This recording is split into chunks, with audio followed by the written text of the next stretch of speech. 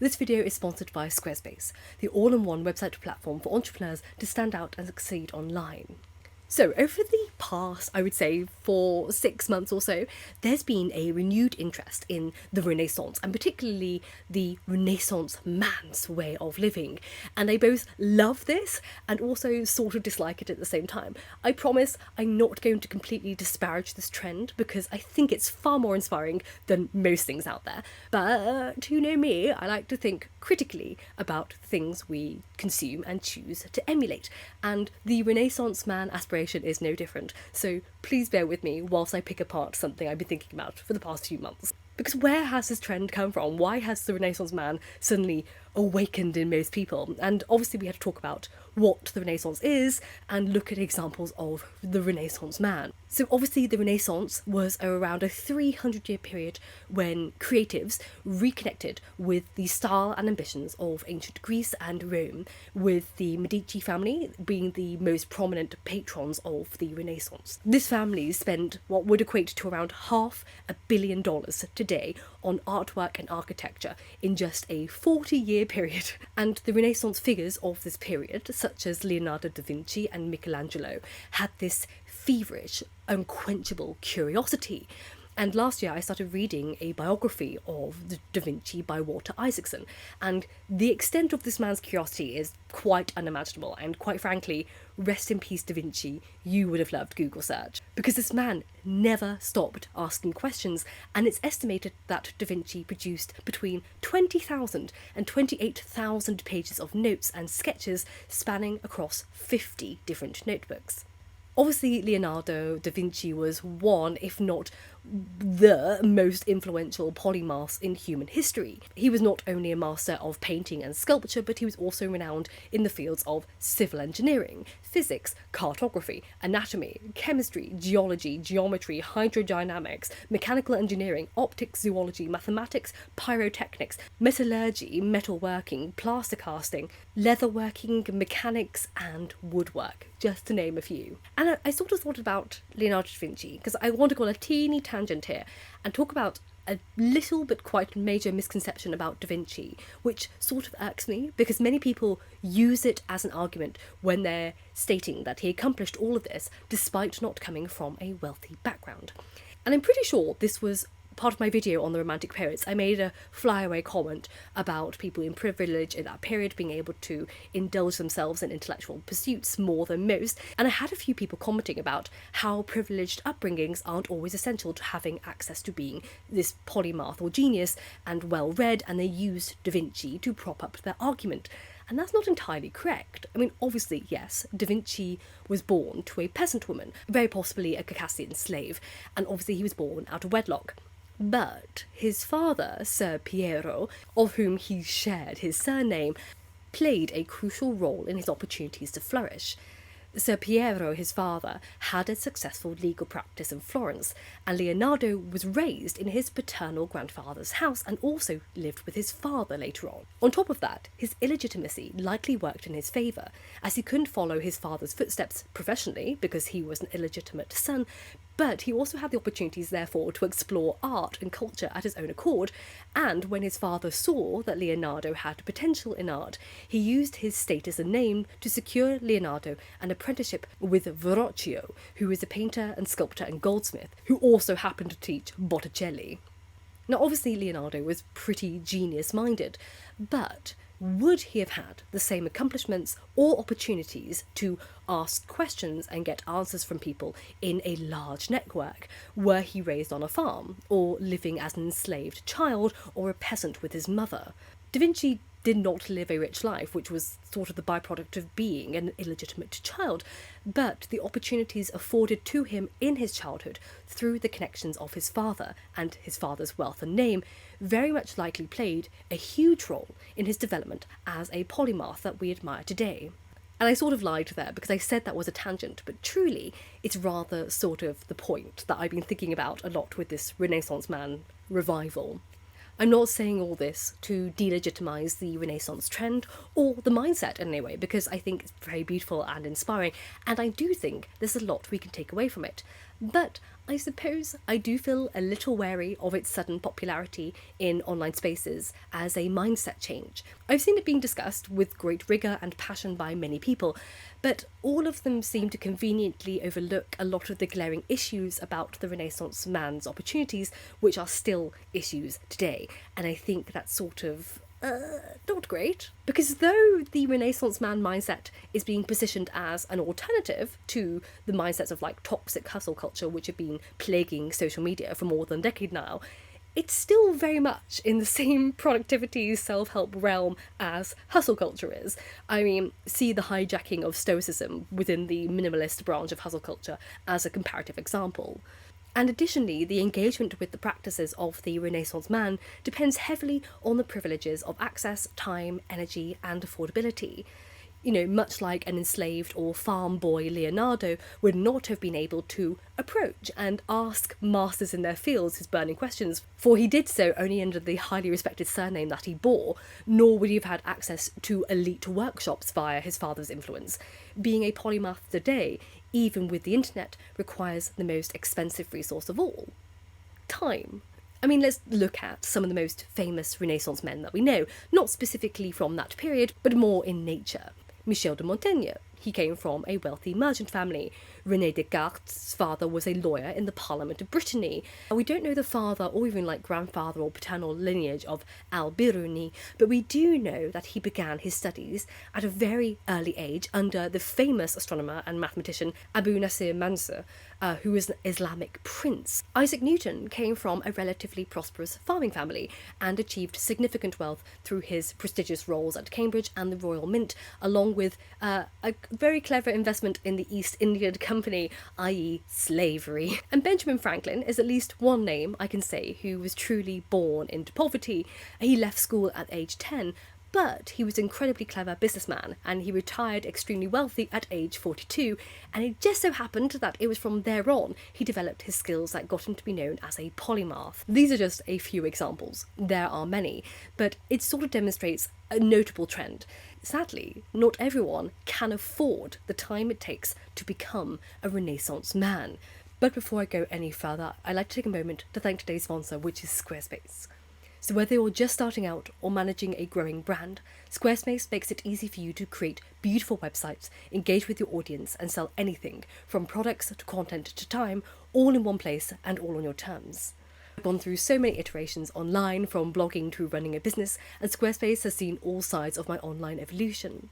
Were I to start my workshop courses this year, I could actually do that on my Squarespace website, which allows me to create members-only content for my community, so I can sell anything from access to online courses, blogs, videos, and memberships, and purchases can be anything from a one-time fee to a subscription access. And then when it comes to evolving my business, I can make smarter business decisions with Squarespace's intuitive built-in analytics tools, which lets me review my website traffic, learn where to focus my engagement, or track revenue from my bookings and invoices or product sales, all in one place. So if you're interested, check out squarespace.com for a free trial, and then when you're ready to launch, go to squarespace.com/Lady of the Library to save 10% off your first purchase of a website or domain. It's easier to be a Renaissance man when you don't have to worry about money or earning a living, or being a carer or a childminder, or you don't have a chronic illness, etc. But does that mean we can't take any inspiration from that way of living? Absolutely not. Because in an age of people over-relying on soulless AI, negative news cycles, the minor social media and television they consume, the attitude of Renaissance's love of learning and art and culture and history and curiosity is part of the antidote we so desperately need for our overwhelmed and often hopeless feeling minds. So what are the 21st century, less privileged adaptations we can make to the Renaissance attitude? Because we definitely need one that accommodates a much broader audience. Well, one of the most important things we can take away from the Renaissance man approach is curiosity. And I'm not just talking here about researching a topic you're interested in. I'm talking about asking questions. And I mean also asking questions to people, not just looking at books. One of the biggest things in today's society is isolation. And we've developed bubbles in this world. And they're bubbles that we dare not puncture for fear of how others will perceive us if we do. But it doesn't have to be so extreme to puncture your bubble. Because I just want to ask a general question. Have you ever asked someone why they believe what they believe without entering into a debate with them or trying to prove them wrong? Have you ever just asked questions without needing to insert your own objection or opinion into it? When was the last time you just asked? Have you ever just asked an atheist why they don't believe in God without trying to convert them? Or have you ever asked a religious person what their faith means to them or why they believe in a God without trying to dissuade them? Have you ever just listened and learned something about a person and then didn't hold an opinion about that, but rather took away that information that you heard and saw it as a lesson that you learned about a person and nothing more than that? See, one I think the keys of the Renaissance man mindset is that Renaissance men asked questions, not to reaffirm or affirm beliefs or ideas they already had, but to challenge themselves, to learn about all types of people, all types of things, how people thought, how they acted, and understand why people behaved the way they did, why the world behaved the way it did. They also didn't allow other people to tell them what other people meant or stood for. They asked them directly, many times. And when they wanted to know about something, they found answers from others and then tested those answers for themselves. They found new sources for themselves and then they double and then triple checked them. They never believed they had an answer to something. They perpetually kept asking and building on the knowledge from gathering sources, experiences, and insights from other people and then testing those theories. I think all of us have a bad habit today of assuming that we know something even before we've read a single book on the subject or even watched a video or researched the idea or listened to a podcast on it. We have so many more opportunities to do what the Renaissance men did, not just by employing digital resources, but by asking and listening to the vast wealth of voices around the world which we have due to social media, the endless number of books that we can read, advanced technology that allows us to mentally traverse lifetimes worth of information within just a few years. But we don't do that. Our arrogance that we know it all, that we already have the answers, and that we are on the right side of knowledge is what keeps us more ignorant than the Renaissance men, despite having more resources and access to knowledge than they did. Another thing we can do and take away from the Renaissance man's mindset is to employ analogue thinking. We can go back to reading more physical material like books and newspapers. We can visit libraries and archives, and we can do that for free. We can do mathematic working outs on pieces of paper, visit museums, design machines and ideas by hand, illustrate pages, draw maps, write in notebooks, learn crafting techniques, or make our own clothes, make our own music, or even study degrees, take online courses, or fly to a new country within a matter of hours and try speaking a different language.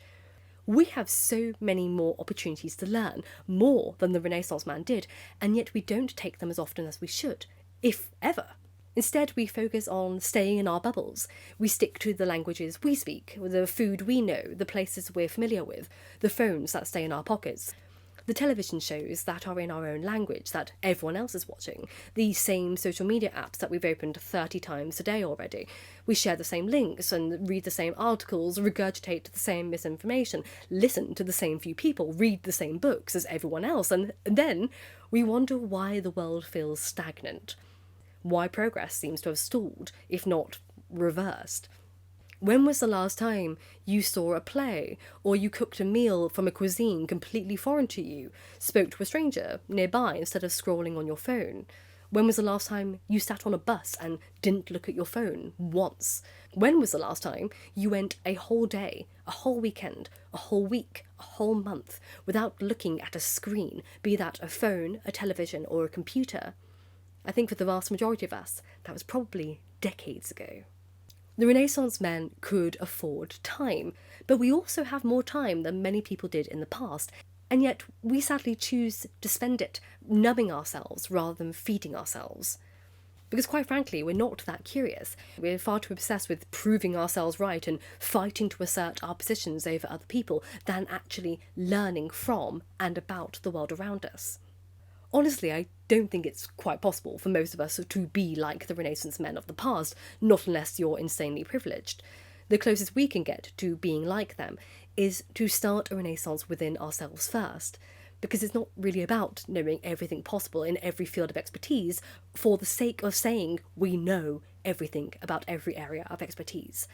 And quite frankly, I would argue that to be more like a Renaissance man, one needs to stop aiming to be like a Renaissance man at all. Which sounds silly, but if you allow me to elaborate, I can try and prove my point. Because really, in order to posit that the Renaissance man is an alternative to the toxic hustle culture industry, one has to remove the egocentricity of the hustle. That being the desire to improve oneself for vain aims, for money, status, and stature.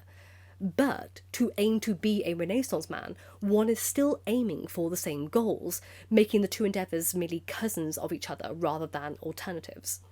Now, obviously, one is far more cultured than the gym bro hustle culture, but at the end of the day, both aim to aggrandise the self to levels of admiration and status. Because at the end of the day, the main goal is to be a Renaissance man, and to be like a Renaissance man, one wishes to perceive oneself as a Renaissance man and be perceived as a Renaissance man by others. That is the goal. And that goal is really the same as a minimalist hustle culture, toxic self-help narrative that is out there. Fundamentally, both are egocentric and self-serving first and foremost. It puts one's well-being and success above all else, because the world starts with the individual in all of these self-help narratives. But if we look at the Renaissance men, like Montaigne and Da Vinci and Descartes and Newton, they never saw themselves that way. Because the world didn't start for them with the individual taking the world inwards. Rather, it started with the individual trying to fit himself into all the crevices of the world. These men wanted to know more so that they could be absorbed into everything. They saw the world and the universe as this great archaeological site to be dug up and examined and questioned, and in doing so, they became part of it. They wanted to dissolve themselves into the art and beauty and creativity and majesty of science and mathematics and art and language. They wanted to feel it course through them and make them feel alive, not merely add a ton of skills to a repertoire just to say that they could. The Renaissance happened within them, and the skills they adopted were merely byproducts of them falling in love with the notion that there are endless puzzles to the universe in which we've been given life, and very little time to examine it all. But maybe I'm overthinking it, and maybe it's just quite nice to pretend to be a Renaissance person. But even so, I think it needs to be a new kind of Renaissance, not one that's dedicated to just a few types of people in the world. I feel like we need to re-examine what the Renaissance means in the 21st century, and I think a lot can be taken from it, but I think we need to evolve it, not emulate it, because it only benefited very few, and I think we need a Renaissance that benefits more people. But what are your thoughts? I'd love to hear them down below. Sorry, I sound a little bit odd. I've had a really nasty cold. Again, it's my third cold in 1 month. Like, since the beginning of December. I mean, really 2 months. But since the beginning of December, I had 3 really nasty colds. And they ruined my voice. And I can't talk very well. So my apologies for that. But thank you ever so much for watching. I hope you can still hear me. I can't hear myself. You know when your ears are blocked? I've got that problem too. But thank you ever so much for watching. I hope you enjoyed it. Thank you as always to my Patreons and my main patrons, my top tier patrons, my librarians. I have Silver Changeling, Lacey Grindstaff, Joshua Heredia, Gil the Gilded Dragon, Lady of the Labyrinth, Ellen, Eric Taylor, Yvonne and Yvonne, Jenny Edivane, Marina, Wee Lauren, Nicholas Reed and Andy Bazil. Thank you ever so much as always, and I hope you are happy and healthy. And remember, books save lives, so keep reading.